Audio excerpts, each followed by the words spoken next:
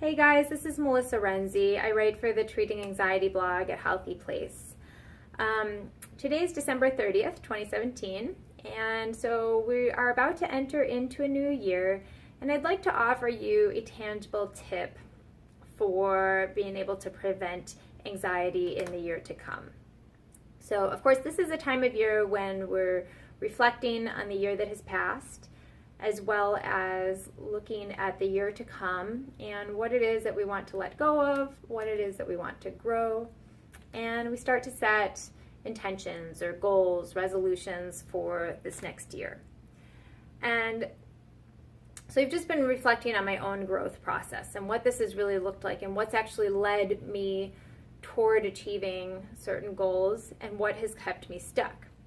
And when I look at some of the New Year's resolutions that I've set in the past, because they've been unrealistic or unattainable or certainly unsustainable in some way, they've oftentimes led me down a path of self-blame and self-criticism, which has then ignited my anxiety.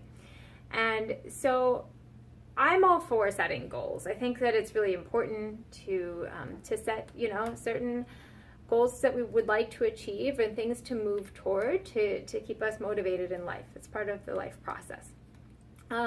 However, I find that it's incredibly important to have kind of an overarching intention for those goals. And so for me this year to come, my intention is to practice more self-acceptance. And to me, what acceptance means is not necessarily, so a lot of people think that this means, that we just end up staying stagnant. If we just accept ourselves as we are, then we don't have an opportunity to grow.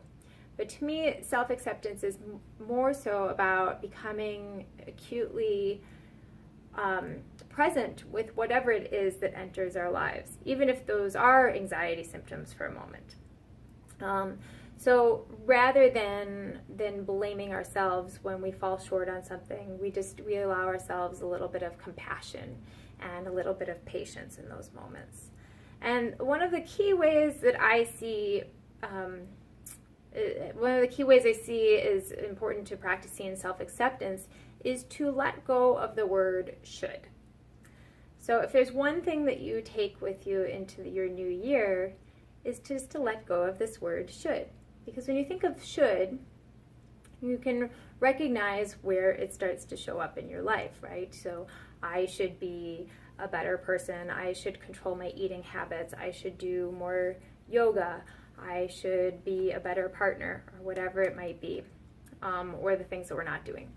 And same thing goes for the expectations that we have of other people in our lives. And whether it's something that's political or something your partner is not doing, we oftentimes engage in making these demands of what people must do in order for us to accept them.